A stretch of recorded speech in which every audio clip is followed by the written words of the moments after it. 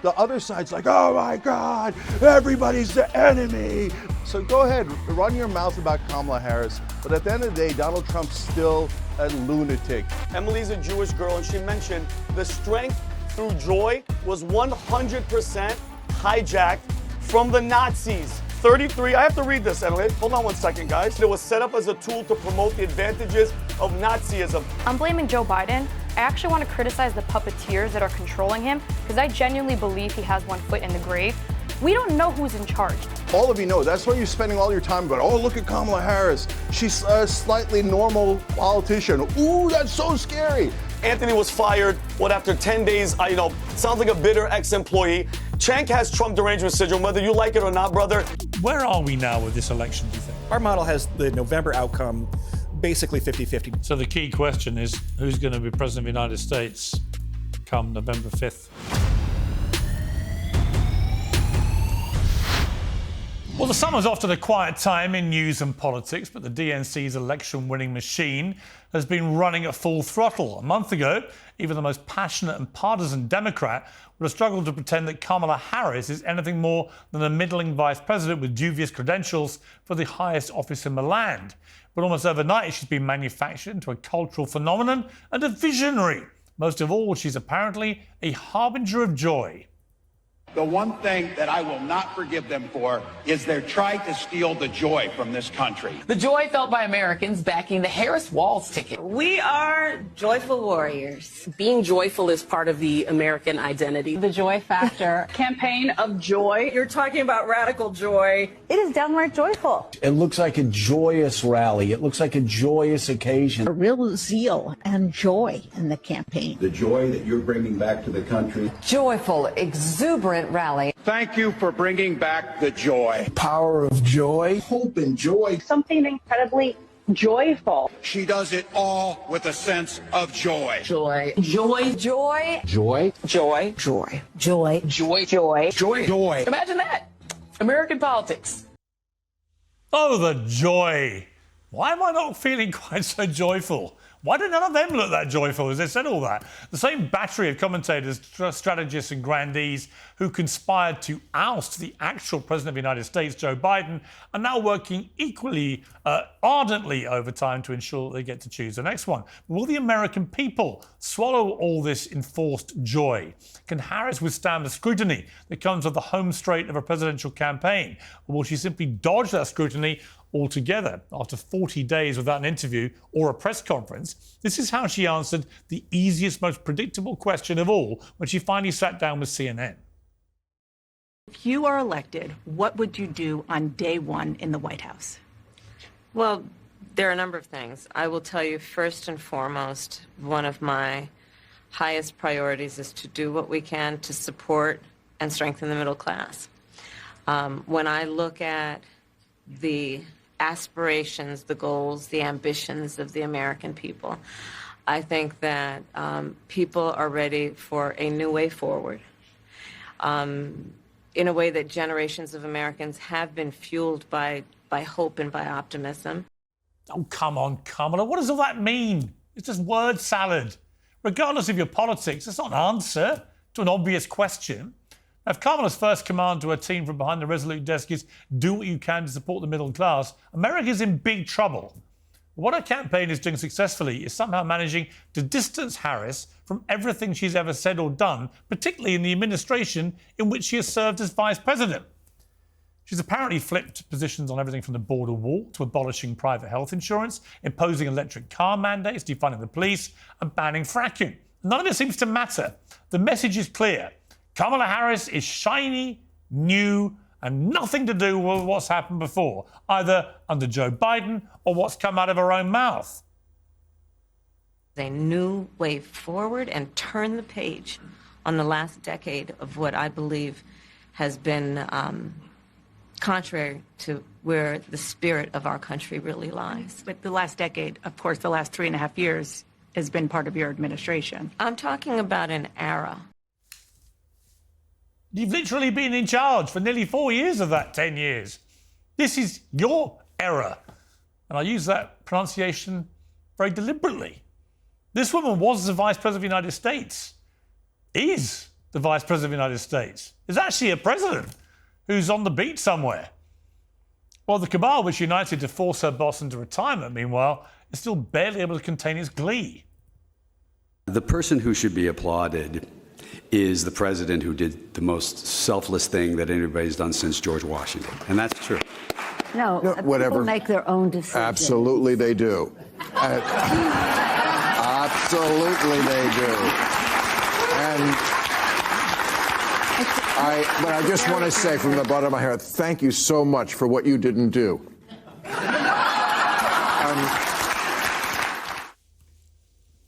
Extraordinary, isn't it? I mean, it was George Clooney with his op-ed in the New York Times and Nancy Pelosi who apparently said to Biden, we can do this the easy way or the hard way, but you're out, sunshine. It was those two who led the campaign to get rid of him. They were the Brutuses to the Caesar. And yet now they want us to think this guy's the greatest guy since sliced bread. Greatest is Washington, the first president of the United States, the founder of the United States. The man that many Americans think was the greatest president. Is that how anyone views Joe Biden? A man who, before he could even serve a second term, had to be bullied and shamed and humiliated out of his position as the nominee for 2024 by his own team, by his own people? There's a lot to call out about Kamala Harris and her campaign. In my view, the Trump campaign also has its problems. It's yet to regain its footing and confidence that it had when Biden was the nominee. Let's be clear, Trump destroyed Biden at that debate and was heading for an easy victory if Biden had stayed in the race. It's not quite so certain or easy now. But there's a cautionary note here for Democrats too. The last time Trump took on a woman who appeared to be surging in the polls with the same George Clooney slamming him from a press conference at a movie festival, things didn't quite work out the way everyone expected. It may feel like it began 100 years ago, but the real race for the President of the United States begins now. Well, joining me now to debate all this, the Young Turks founder, Cenk Uygur, the former White House Communications Director, Anthony Scaramucci, broadcaster and journalist Emily Austin, and from the PBD podcast, the commentator and self-professed angry patriot, Vinny Oshana. Welcome to all of you. Wow, I've been away 3 weeks or so.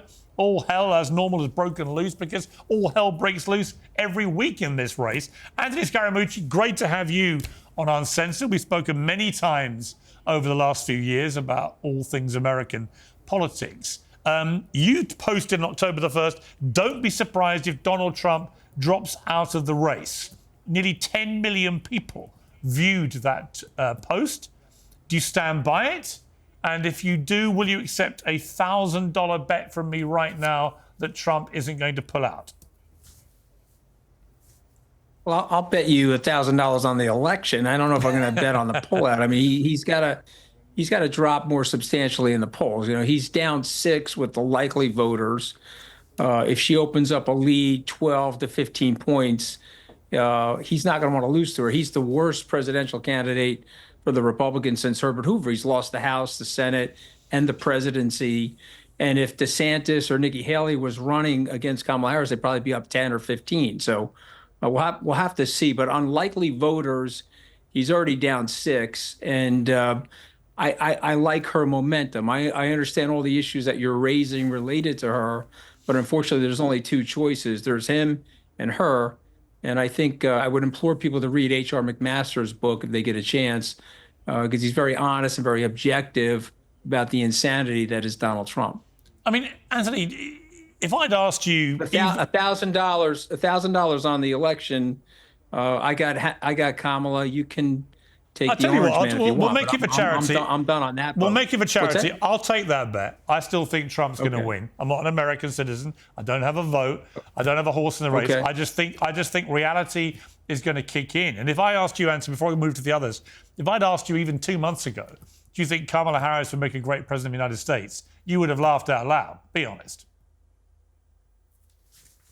Again, there's 2 choices in the race. I know I don't want to go back to what we had. I think it was a unmitigated disaster. He embarrassed me by supporting him, and he's actually an embarrassment on the world stage.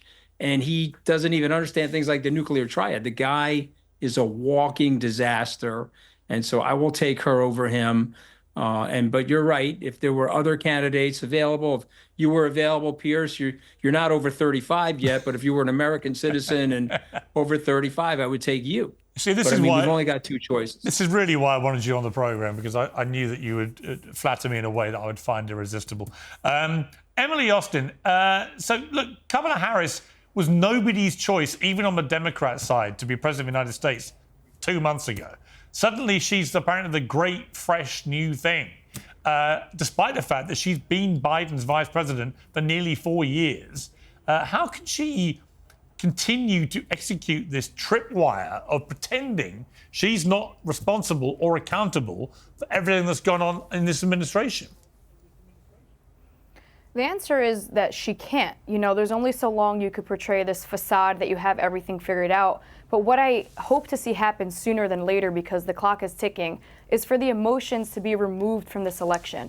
Kamala could run her Ren and Stimpy, happy, happy, joy, joy campaign all she wants, which sounds strikingly similar to Hitler's strength through joy, but I'm not even going to get into that. But at some point, which will happen likely in this debate, is her policies have to be questioned. She can run on the joy campaign. Trump is the policy president. He addresses it head on, whether it's easy or hard. Kamala can't even face the media. Her pre-taped, lied to be what was a live interview on CNN. She couldn't even do it without her babysitter nearby. And she's an embarrassment to the country. And it's not because she's a woman, and it's not because she's a woman of color. I'm sure she's a lovely woman. And as a celebrity, she's quite entertaining. But presidentially, she would embarrass us on a global stage. She's embarrassing us domestically, and it would be disastrous. Everything he just said about Trump, I believe the same to Kamala Harris. All right, Cenk Uygur, she's an embarrassing disaster. Your thoughts? Yeah, I mean, this whole thing's been preposterous. Kamala Harris is a very standard, normal politician, and you guys are ignoring the 800-pound gorilla in the room, which is that Donald Trump is a lunatic. So you guys are having this conversation. This normal politician, oh my God, she might not be good enough. Wow, she's running with joy. That sounds like Hitler. All these kind of loony things that you guys are all saying. When the other guy's a lunatic. He thinks we should terminate the Constitution. He thinks that all of our crowds are AI-created images. He believes absolutely insane things, thought that his vice president deserved to be murdered by his supporters. And we're having a nonsense conversation about Kamala Harris running with joy being a bad thing. And guys, there's a lot of reasons that she does that. But one of the reasons is to juxtapose the hatred from the other side, which you guys are amply displaying. The other side's like, oh my God, everybody's the enemy. The immigrants are the enemy. The Democrats are the enemy. Oh, they're killing babies after they're born. All these lunatic talk. So go ahead, run your mouth about Kamala Harris. But at the end of the day, Donald Trump's still a lunatic, and the country doesn't want an unstable madman like that who doesn't even believe in America. He thinks we should terminate our Constitution. He had no problem trampling our democracy. I'm not letting that clown come in here and destroy this country.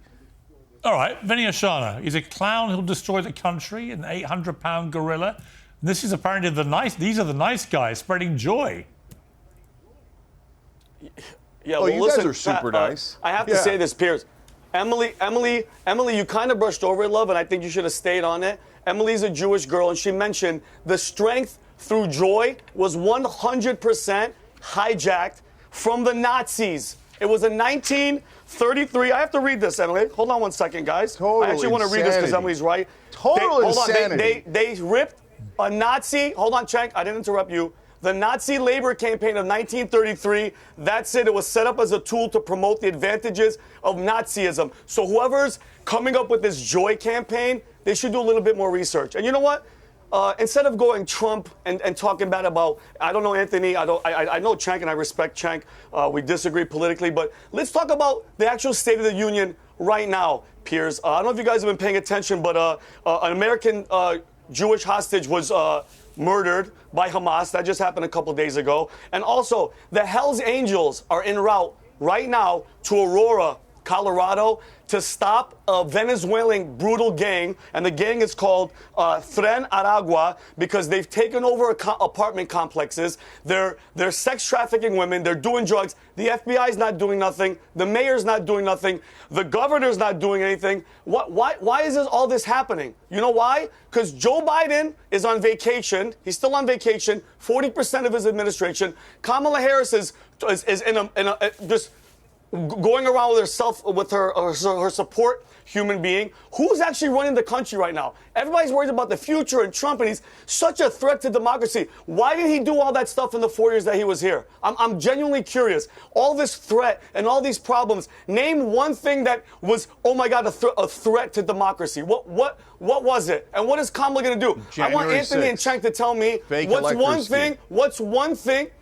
Hold on. What's one thing Kamala people are going to vote for Kamala for? Anthony, just random. What are you going to vote for Kamala Harris for? Vinny, you've asked lots of questions there. I would say clearly what happened personally on January the 6th was an attack on democracy.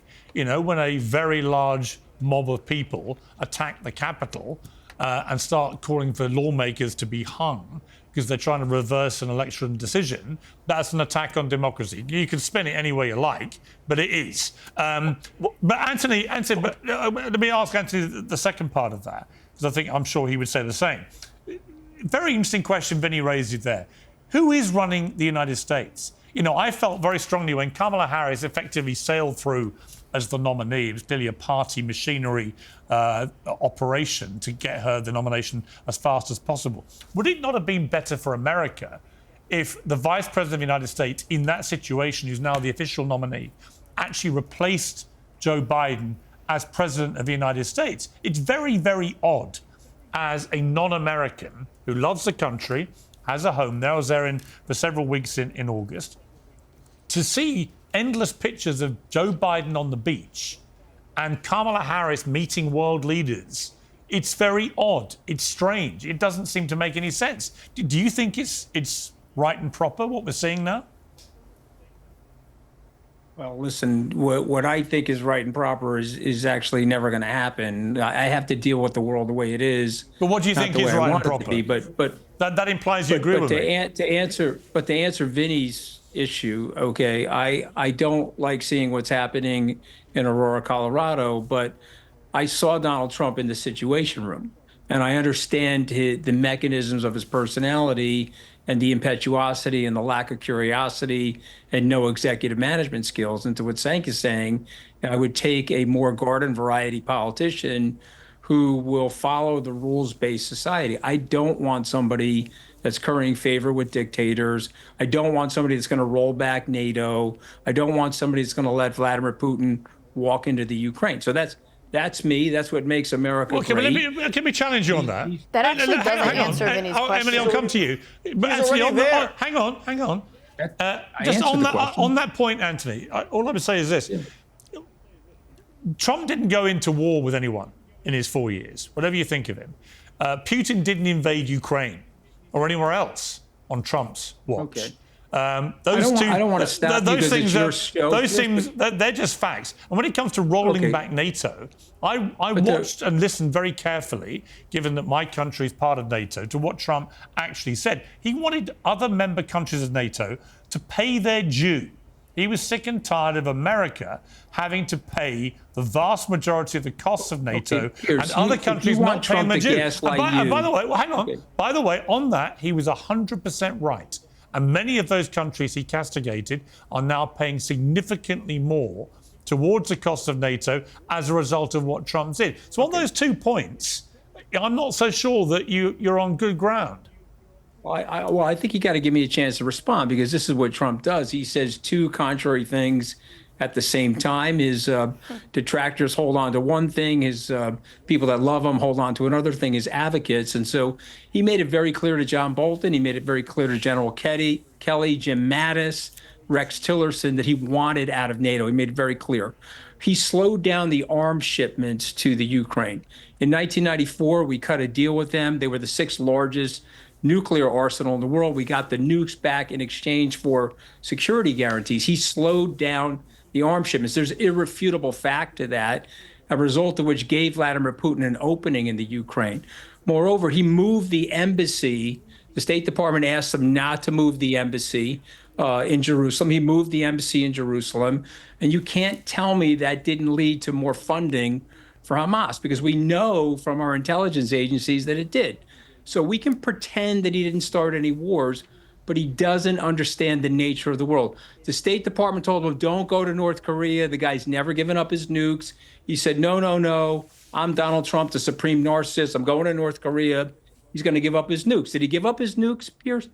This is insanity that we're talking about a guy that is this intellectually bereft running the country.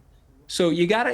But let me ask you, okay. But before I go to Emily to respond to that, hang on. Before I go to Emily, Anthony, he's been very honest about it. Who to do you his staff. think? Okay, but here's a tough question for you before I go to Emily to respond. If you're Vladimir Putin or you're Kim Jong-un or you're President Xi, who are you going to be more or less intimidated by? Donald Trump or Kamala Harris? Trump. There's no question Kamala Harris. It's not even close, because he wants to be them. He praises them. He solicits them. He tells Putin from a microphone like this, go ahead and invade the countries that are not spending 2% on NATO. You heard him say that. It's not me saying it. Yeah, but I knew what he meant by that. No question. I knew what he meant. What he meant was, if the member countries of NATO don't pay their dues, it is more likely that people like Putin will take advantage. That's what he meant. You know that. It's a 2016 analysis, Piers. Your analysis is a 2016 analysis. He dupes people. He says two things at the same time that are quite contradictory. All right, let me bring it on both sides. Let me bring in Emily. Then he denounces the Nazis. Emily, you were holding your face in utter horror. I know the playbook, Piers. I've been around it for a decade. Okay, I saw Emily hold her head in horror as you said that the world's dictators will be more intimidated by Kamala Harris. No question, because she's going to be with NATO. Donald Trump has the spinal cord and the international respect that Biden in a million years can never achieve. Donald Trump had every world leader afraid of him. He just said, Anthony, that Donald Trump should not, excuse me, let me speak. You just said Donald Trump should not have gone to North Korea. If this man has international respect and can go build bridges overseas, he has every single right and a duty as our leader to do so. Let me tell you something about Donald Trump. Like him or not, he is feared. And that is what we need when the world has gone mad and you have Putin's invading Ukraine and you have Hamas's attacking Israel and kidnapping 7 Americans that Biden failed, including, like Vinny just said, Hirsch Goldberg, Poland, being murdered, with Hamas posting a video. And what is Biden's response? Netanyahu didn't do enough. Biden's only response should have been, Hamas will pay the price. Biden should have been more present, not on a beach, using Hirsch's poor parents as political tools at the DNC, pretending he cares about the American hostages, not relaxing in Delaware. They should have been more pressure on Iran to put pressure on the proxies, more negotiations with Qatar. Instead, he's this weak leader. But you know what? I want to pause for a moment. I'm blaming Joe Biden. I actually want to criticize the puppeteers that are controlling him, because I genuinely believe he has one foot in the grave. And that actually goes to a bigger problem, which is the entire Democratic Party. We don't know who's in charge. It is not Joe Biden, and it is surely as hell not Kamala Harris. So it goes back to Pierce's question, who is running the show, and how come we as the American people are not so outraged that this weakness is causing mass chaos, not just here, but all around the world? America is next. The West is the target. The Middle East is laughing at us right now because we have no leadership. Donald Trump would never let that happen. Okay, people respected him and people feared him, and I don't care if you like him or not. That doesn't matter when you vote. Let me bring in Cenk, who's been waiting with unusual patience, it has to be said. I put it down to you must have had a summer break of some description that's calmed you a little bit. But be honest with me, Cenk. Do you really believe that when it comes to standing up to world leaders like Kim Jong-un, like Putin, like Xi and others, do you really believe that Kamala Harris is somebody that will exude an air on behalf of the United States that will be more intimidating to those guys than Trump would? It's not even close, absolutely, and I'll tell you why. You guys are looking at it, it's like all of this foreign policy's emotional vibes in the room. And Kamala Harris walks in and are they like, oh my God, I'm intimidated, or oh, it's no big deal. And Trump walks in, they're like, oh my God, I fear him. No, it's about what you're willing to do, your actions, your policies, etc. So what does Kamala Harris have? Kamala Harris has the might of the administrative state and the U.S. military behind her, and they know she's stable and she represents the general American establishment. Now, a lot of people might say, hey, I don't love the establishment, etc., but it is a fearsome entity. And everybody knows that a normal president of the United States speaks on behalf of that entity, and they fear that entity. When Donald Trump walks in the room, they're like, oh, thank God, what a clown. Okay, so easy to manipulate him. Sure. Here, let's tell him we like him. Hey, Donnie, we like you. You think, oh, I like you. I'm going to write love letters to you. So while he was literally, he said he was writing love letters to Kim Jong-un built 6 nukes. What happened, tough guy? You let him build all those nukes, you did nothing about it because you're an idiot, so easily manipulated. You think Putin doesn't know that? They do a meeting, Trump comes out, he's like, Putin is right, not our intelligence, the U.S. sucks, Putin is right. That weak guy just cares about money. You know what he says about the Saudis? They give me $30-40 million for an apartment. Shouldn't I like them? Obviously corrupt, easily manipulated, a tiny mind. He's done nothing but encourage our enemies by being so weak and such an obvious narcissist. Do you know how easily I could play that guy if I'm in a room with him? You just go tweak here, tweak there, and he's discombobulated, right? And if you're not going to do it by flattery, which is the easiest thing in the world, you just get under his skin a little bit. Hey, your hair doesn't look good. Oh, what? I'm going to attack you. Come on, this guy's a fool. Look, all of you know it. All of you know. That's why you're spending all your time about, oh, look at Kamala Harris. She's a slightly normal politician. Ooh, that's so scary. Come on. Piers, you're going to ignore the fact that the other guy is totally unhinged and the easiest man in the world to manipulate. No, like I think, listen, we've talked about Trump a lot. I've known, as Anthony and others, I've known Trump nearly 20 years, right? I've spoken to him many times, interviewed him 40 times. I know Trump very, very well. Good, bad, and ugly. And I think he has equal measures of all 3 of those things. But I think that your characterization of him is almost, it's cartoonesque. And in a way that plays into Trump. He is a cartoon character. Well, maybe. But it plays into Trump's hands when you over-demonize him. You know, when I hear the left in America just ranting away about Trump morning, noon, and night, I think you're playing him the wrong way. Piers, he is that bad. He is that bad. You're Piers, actively I want to covering. meet Cenk in the Piers, middle. you know what is? Hold on. One more thing.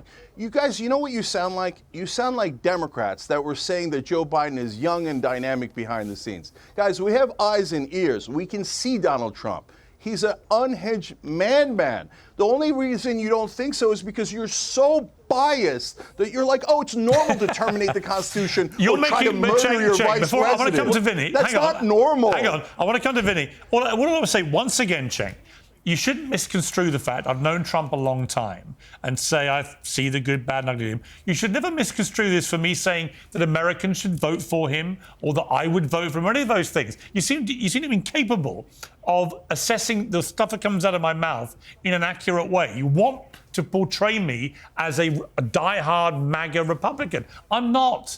People in England listening to this would laugh their heads off. I was editor of the Daily Mirror newspaper for 10 years. Huh? Did you see your intro? It was 99% negative against Kamala Harris. Well, no, it actually wasn't. Every time I come on here, exactly you're my point. Totally in favor of Donald Trump. It wasn't, but you didn't listen properly because all you want to hear is Trump bashing. Let me bring in Vinny. Vinny, look, Trump has got a bit of a problem here. There's no doubt the dynamic of this race changed dramatically. I spoke to Trump the night before it changed, which was a week after he got shot. He saw me on Fox saying how it was extraordinary that he was back on stage at another rally, and we had a perfectly nice conversation. And I said to him, I reckon you've got this election sewn up now because of this assassination attempt. And he went, let me tell you, if I've learned one thing over the last 3 weeks, it's that 4 months is a very long time. Anything could happen. And the next day, Joe Biden quit the race, and all the momentum has been behind Kamala Harris and the Democrats ever since. And I've detected with Trump that he's really struggled to work out how to attack the new threat. What do you think? Well, I mean, and Cenk made a good point. That establishment, the problem is the establishment. and Donald Trump, and I don't care how angry, how much hate Anthony has for him, because, Anthony was fired, after 10 days, it sounds like a bitter ex-employee. Cenk has Trump derangement syndrome, whether you like it or not, brother. They hate him. And what people like you don't tend to understand, Cenk, you know what people like you don't understand? Everybody is tired of that BS rhetoric. It's one man going against the establishment for us. And you know what, Piers? It's crazy. You mentioned the president of the ex-president of the United States was shot in the head, okay? And then after a week, nobody was talking about it. The legacy media, mainstream media, 98% of it is Trump is this evil man. And there is a problem, Piers, because people are brainwashed into thinking it's all Trump. Because people like me and Emily know, we're thinking even this is bigger than Trump, okay? This is us against that establishment, Cenk, and it's never going to go away. And just to give you a little example, Piers, about how much these people have just hate and disgust for Trump, last Monday, he was at Arlington National Cemetery, okay? He was invited by Gold Star families of soldiers who were murdered in Afghanistan in 2021. They invited him. They wanted photos. Guess what the media said? He's taking it. This is a campaign ploy and all this BS. You know who else was invited? Joe Biden was invited. Kamala Harris was invited, and none of them showed up. Biden was on the beach trying to use his cell phone, and Kamala was in her freaking God knows how many $1 million mansion, okay? Guys, stop, Cenk, this whole Trump talk, we're done with it, okay? And if they didn't cheat, I know we're going to get into Zuckerberg and FBI and Facebook. If they didn't cheat, you guys would be done with him in November. But that system, that same establishment, we're just tired of it. We're tired of that system. And you're right, Piers. There is a problem because when 98% of the media is he's Hitler, he's this, he's evil, what else? FBI, he's going to use the FBI as the Gestapo. Are you freaking nuts? The FBI has been used as a Gestapo for the past 7 years against Donald Trump. Okay? And if it can happen to him, I'm worried about the future of the Republican Party. All right, that's the real talk of the time. Let me bring in Anthony here. Anthony, if you were running the Democrat campaign right now, you've got a bit of momentum with Kamala Harris, although probably not as much as you might have hoped in the polling from the convention, which was a coronation, really. But if you were looking at the key attack lines against Trump, what would they be? Would they be J.D. Vance? Would they be abortion? Would you play the women side of this strongly? Where do you think he's most vulnerable if you're running a Kamala Harris campaign? Well, I think he's most vulnerable actually on policy, and I think that's going to be her Achilles heel. If she doesn't come out and starts speaking about what her policies are and comparing them to his, and she doesn't speak about the 5.7 billion people that are under autocracy right now and what America represents, not only to the people here in the United States and around the world, that's going to be her Achilles heel. But I just want to briefly address what Vinny is saying. I don't hate Donald Trump. I was loyal to him. I got fired. No problem with the firing. I was loyal to him for 2 years after the firing. When he started attacking me personally for absolutely no reason, and then he went after my wife. Vinny's Italian. I don't know. Not allowed to go after my wife. I'm not Ted Cruz.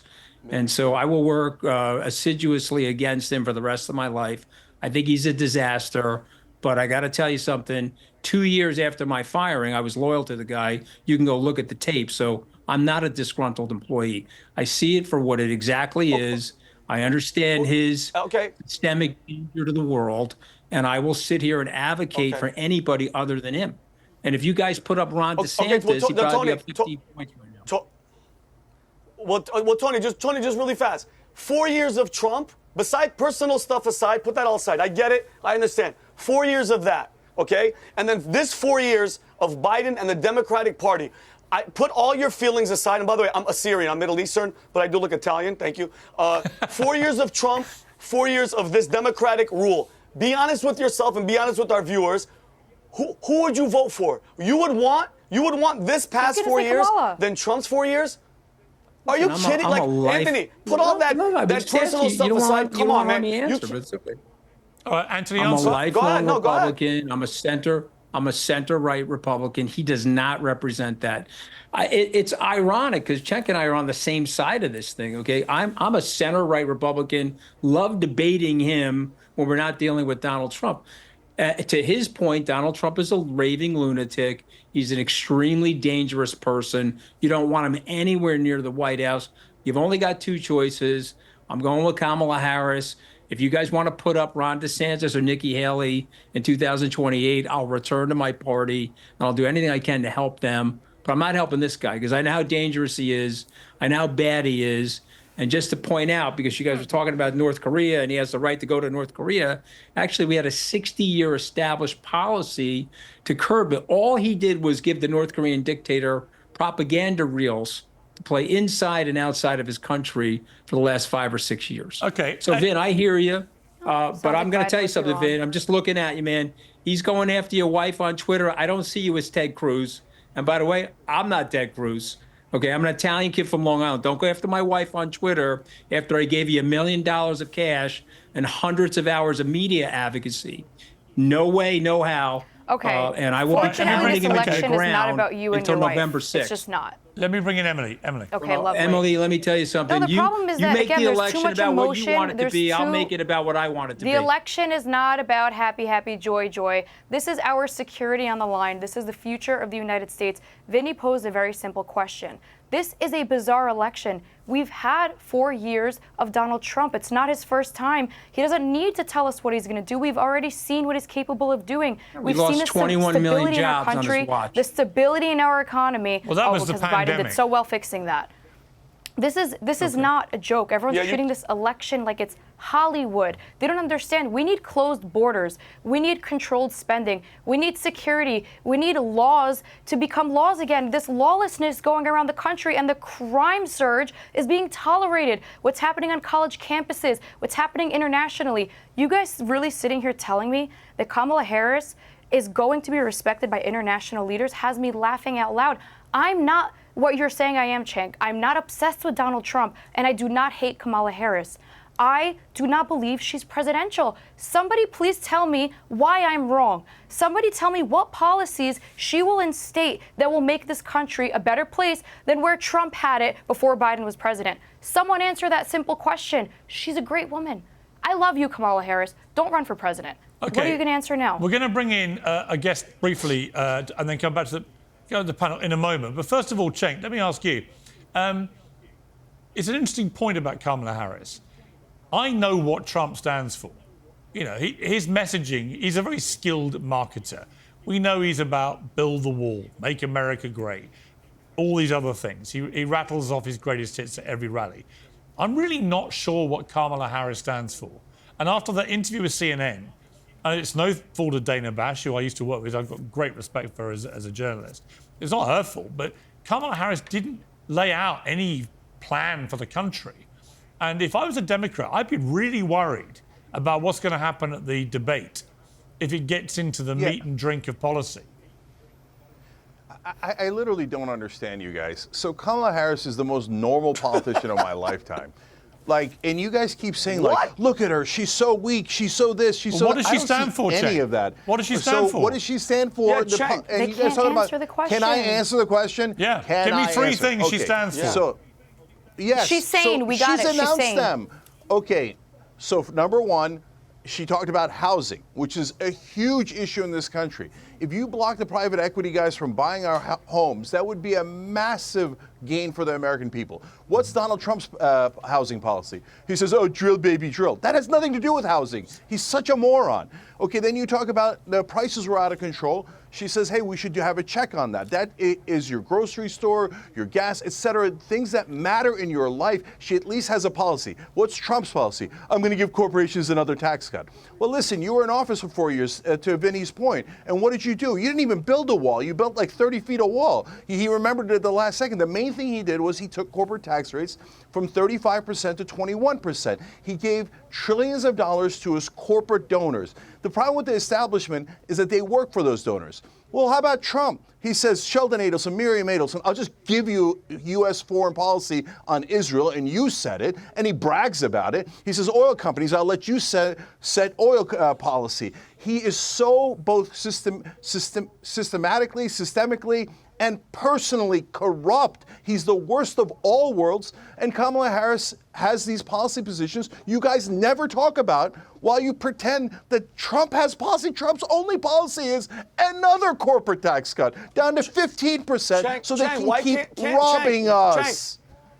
Cenk, why can't she sit down one-on-one and have a conversation without another human being next to her to help her out and make her feel comfortable? She doesn't have any policies, Cenk. This is the establishment that you were talking about. They want to keep us like this. Because, Cenk, the average American that doesn't know about politics, that doesn't listen to panels like this, what they're feeling, their gut, their paycheck, their security, the border, all that, they're feeling it, Cenk. They don't give a damn who's in charge. They just know that this past 4 years has been a complete shit show, Cenk. And you're educated. For you to say Kamala Harris has Cenk, either somebody's paying you, because you're smart, Cenk. No, I say it again. Vinny, I respect the hell out of you. Somebody has to be paying people because you don't have no policies on her.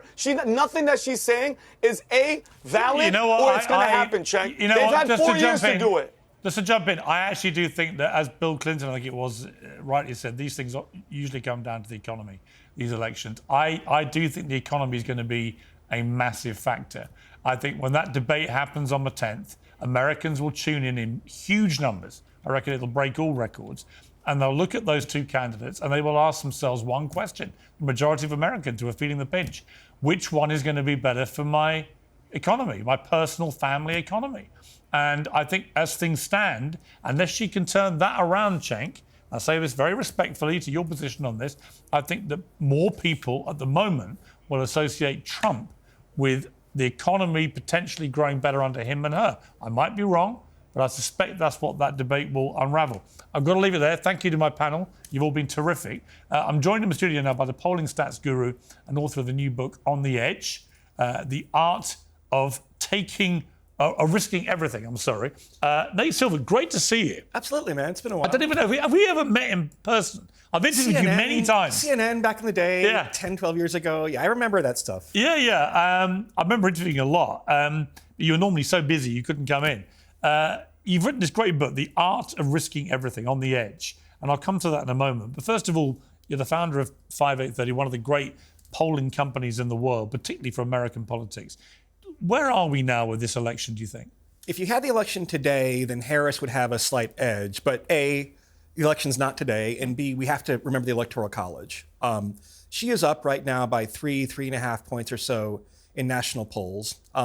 There's been about a 2.5 point gap, though, 3-point gap between the popular vote and the Electoral College. So she'd probably have to win by 3.5 to be safe in the Electoral College. Secondly, she may be on a little bit of a sugar high after the convention, after the VP picks, everything else. So our model has the November outcome basically 50-50, despite the fact that she's ahead by a small amount today. Is it always around 50-50 now in America? In other words, is it going to come down, as always, to 40, 50, 60,000 votes? We are so polarized, we're not going to have elections like you have in the UK, where you have big swings between Labour and Tories. If 90% of people are locked in already. I mean, we saw when Biden was 82 years old, trying to run for president until he was 86 and plainly unable to execute, he still was only 4 points behind Trump. Right. Look, if you had a Nikki Haley, it might be a wider margin still. But the party label is all that matters for the large majority of American voters. Trump, it's believed at the moment, has the edge with men, American men. Yeah. Is that enough to get him over the edge? He also had rising support with Latinos and Black Americans. Kamala Harris, as a Black woman nominee, has paid back a little bit of that, it seems. What's the reality there? I mean, the electorate is 51% women, 49% men. Women are more reliable about most things, including voting.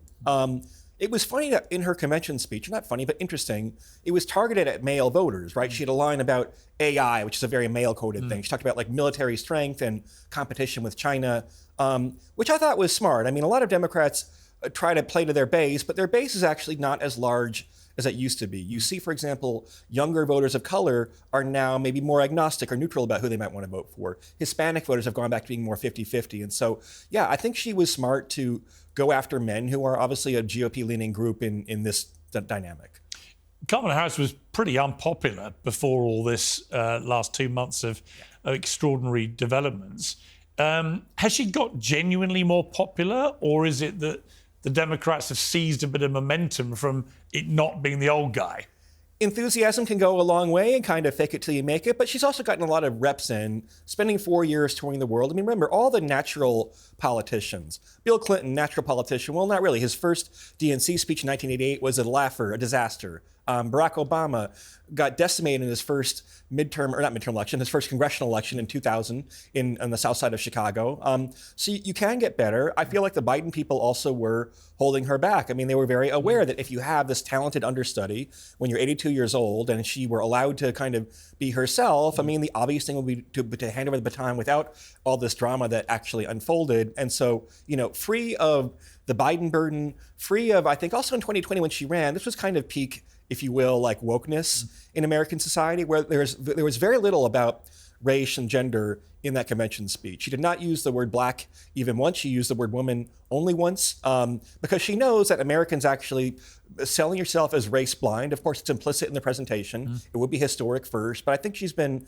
smarter about that. I agree with that. Unlike Hillary Clinton, who put it very talked much endlessly about the glass ceiling and everything else. Yeah, she had Chelsea Clinton introduce her. I think she way overestimated how much love America had for the Clinton dynasty. That was more a negative than a positive, and she treated it like a coronation. What are Kamala Harris's big potential pitfalls, do you think? Well, you mentioned the economy. I think that's going to be more important than people realise. Yeah. Simply because so many Americans, I mean, Anthony touched on the job losses under Trump. It was obviously pandemic, and we had a massive cost of living crisis, and we've had various wars erupt. All of that put together has put a real burden on many American family pockets. For sure. And look, the jobs market is good. It's a mixed picture. The stock market has been good. But take-home pay has not been particularly good. Inflation has abated, but people still remember that things are a lot more expensive than they were, 4 years ago. Ironically, being distanced from Biden, people give her less responsibility, and she'll say, we have to turn around the problems of the past 10 years. Like, okay, who was president for the last 4 years of those 10? But so far that message has worked a little bit. The border is a problem. Americans are concerned about immigration. Biden could still be a problem if he has some senior incident, for example. Yeah. The media, since the horse race part of it's been resolved, has not covered his age as much. But if there's some crisis that unfolds again in the Middle East or on the stock market or anything else, then he'll be back in the spotlight, and that might be a risk for her. Well, this is why I'm surprised that the Democrats haven't actually tried to maneuver it so that he stands aside and Kamala Harris is the president, because it would be helpful to her to be the incumbent president, I think. But secondly, if there is a major crisis that erupts, something really substantial, and Joe Biden simply cannot cope with it, it's all going to fall negatively on her. Well, and let's talk about governance and not elections for a second, right? There's a new book out on nuclear war that details the American command and control system. If you get the 3 a.m. phone call from North Korea, the president of the United States has 6 minutes de facto to decide whether to launch back, which will determine the fate of the free world, in fact, the entire world, pretty much. If Joe Biden only has 6 hours of uptime a day, it's not like North Korea is going to politely only launch a nuclear weapon or a false alarm. That's the important thing. It could easily be a false alarm. There have been false alarms in that 6-hour span. And so yeah, I don't know why I thought he had an effective 2 years, got a lot done in the first 2 years with Democratic Congress. I don't know why he wouldn't step aside. I think they're afraid to admit defeat or admit failure. It is strange that he's there on the beach as president of the United States and she's de facto in charge. I think he feels like he was underestimated, right? Underestimated by the media in 2020. And once you have that and you have that chip on your shoulder that I beat expectations, then it's very hard to get you to ever lose that ego boom that you got. Obviously the Trump win in 2016, I'll be quite smug for a moment because I was writing and saying on air, I think Trump's going to win when nobody thought that was going to happen. Your polling didn't suggest it was going to happen. Well, I'm a modeler, so our model had Trump at 30%, which is way above the betting odds, right? So I'm a gambler at heart. Right. And if you can get Trump at 6-1, which was the market price, and our odds say 3-1, then I'm a gambler. I'd bet on Trump, and you would have made a lot of money that way. But for sure, lots of people did not see it coming, and you had to kind of detach yourself from the narrative to even give it a possibility of a chance. How accurate is your polling these days, do you think? So the polling in general, what we do is aggregate other people's polls. Yeah. We don't have to do polls ourselves, thankfully. Yeah. The polls were... But yours carry great weight and influence. People think they're extremely credible, obviously. A lot of attention. Well, this is why the problem... If Kamala Harris, let's say she's up... Pennsylvania's probably a key state, right? Let's say she's up by 2 points in every poll of Pennsylvania on Election Day on November 5th, that's probably only a 60-40 chance of winning, right? So our job is to set realistic odds based on what the polls say. It's not like a football match. If it's 2-1 Arsenal at the end of full time, right, Arsenal has won. It's like they have an audit period afterward, like, oh, actually that goal that we thought they scored didn't actually count, and the refereeing was biased, and we missed this other goal that, Liverpool scored, whatever else. And so I think it's a good analogy. I mean, I'm an Arsenal fan, and if the odds, you could ask me what are the odds on us beating whoever it is, Tottenham next week away, and I'd say pretty damn good, but doesn't mean to say they're going to. And yet I would have factored in everything I know about my team, and it would make perfect sense what I'd say. Well, and remember, there are things that are kind of quasi-random events in politics. I mean, Trump, thank goodness for the direction the United States would have taken, chose to look aside at like a billboard of immigration data when a shot whizzed and hit his ear. What would have happened if it had killed him? I don't know. I mean, it's a cliche to say civil war, but violence, I don't think we'd actually have a civil war, but violence tends to beget violence. I mean, that would have been very, very, very bad. Yeah, I think so. Let's turn to your book, On the Edge, The Art of Risking Everything. I completely buy into this, by the way. But I've taken risks my whole life, and most of them have paid off. Occasionally, you crash and burn. It's more fun. It's more fun. That's a lot. It's more fun, taking a punt at stuff, right? Yeah, and look, we have lived for many years in a period where we don't have the type of abundance that we have today. So taking advantage of opportunities, and maybe you get 3 out of every 5 things right, or 2 out of every 5 things right, but the 2 that hit really big and you have more fun along the way. I mean, I think we should encourage people in their professional lives. I'm not talking about should you ride a motorcycle or take drugs or whatever. It's up to you. But particularly for young people, including, by the way, young women who are often discouraged to take risks, early in your career, take some risks. Yeah. Hold yourself high to a high standard for what am I doing with my life and how do I derive satisfaction, employment. But you have to be prepared to fail. Absolutely. That's what puts people off. I mean, I would say the majority of people are not natural, easy risk takers because they factor in the downside, the negative potential of failure. Whereas I think, having failed upwardly quite regularly in my career, I can often see it as an opportunity. And in fact, often it triggers a change in your career plan, which you wouldn't have necessarily done naturally, but when you're forced to it, turns out to be an inspired move. Yeah, I talked to an astronaut, former astronaut named Catherine Sullivan in the book, and she was an astronaut during the Space Shuttle Challenger era, of course, which ended disastrously.